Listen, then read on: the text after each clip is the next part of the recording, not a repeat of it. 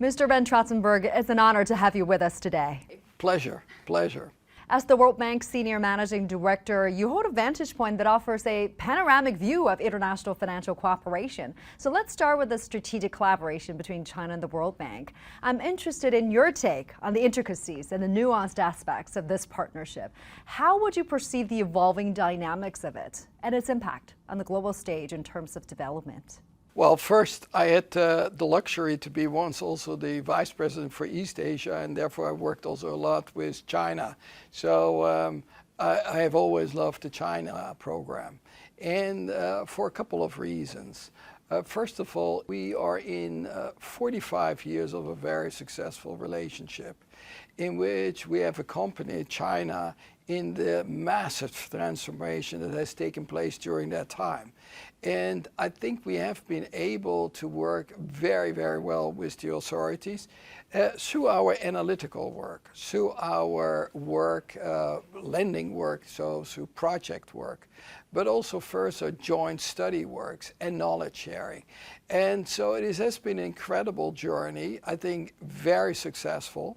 And the interesting part of the China program is that it has kept evolving.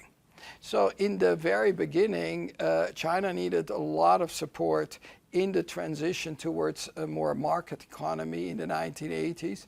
We provided there also a lot of concessional financing.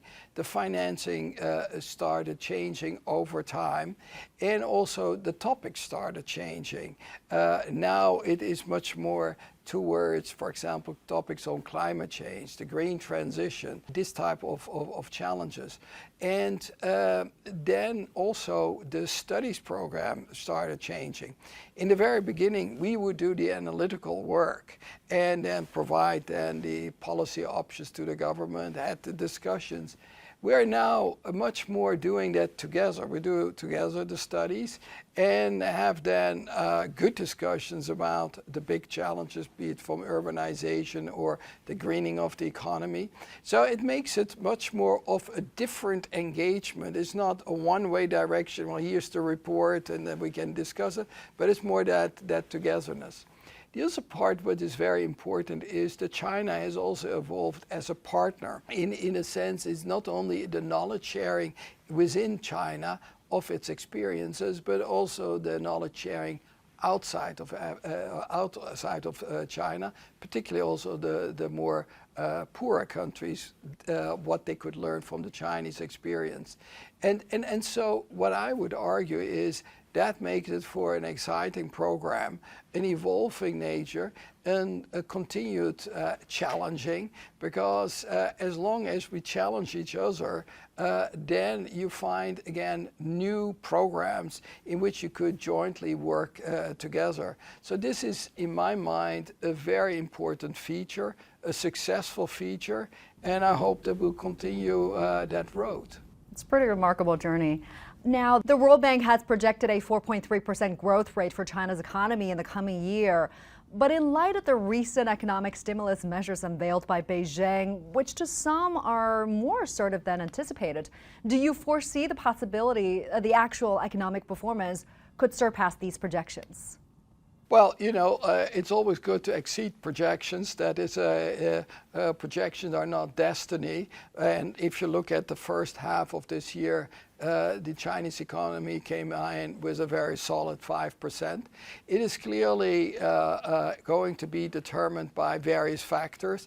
The inside of China factors, but also the external environment. In the external environment, the world economy is growing, but at actually its lowest rates compared, for example, with 10 years ago. We expect that world economic growth is only 2.6%, while in the 2010s we were at 3.1%. This has, of course, also effects on export-import performance in every economy, including China. China cannot isolate itself from it.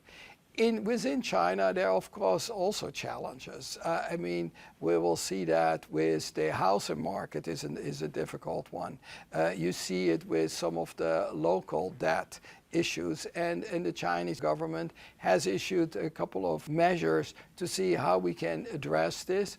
Also how one can address, again, much more private sector development. So there is a combination of factors that require shorter term measures, but there are also the longer term measures as it pertains, for example, on private sector development, but also I would say a very long issue is the movement towards much more consumption economy, and a little bit less on the investment-led growth.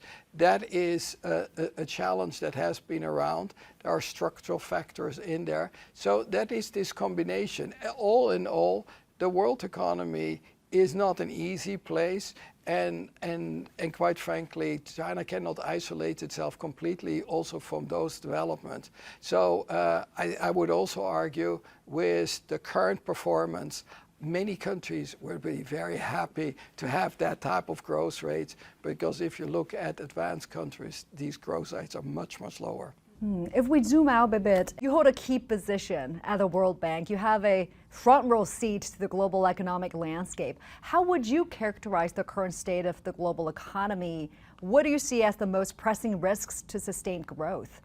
Well, it comes back again to issues related to a fairly slow recovery from COVID.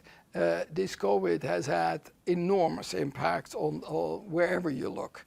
And 2.6 is difficult, particularly for developing countries, because they will also need more the stimulus in order also to grow more their trade. And if that demand is not coming sufficiently, that has negative effect. If you are looking at also in the OECD markets, the US economy is growing quite well. Europe is struggling. In some big countries, take for example Germany, there they expect a slight negative growth. So these are difficult circumstances, and we need there to look on how to address it. There are in the last, I would say, 24 months, clearly a lot of emphasis on combating inflation. That meant restrictive monetary policies that may also have had some spill effect on the demand situation, but there are also then structural factors that also influence the performance. Overall, I would say this is something where we need to watch very, very carefully. In the trade area, I would also argue we need to be careful about the trade. There have been fragmentation tendencies that is difficult to have a robust trade. And from trade, a lot of growth stimulus came from it. So I think we also believe we need to keep a sharp eye on the trade, because this is going to be important for the entire world economy.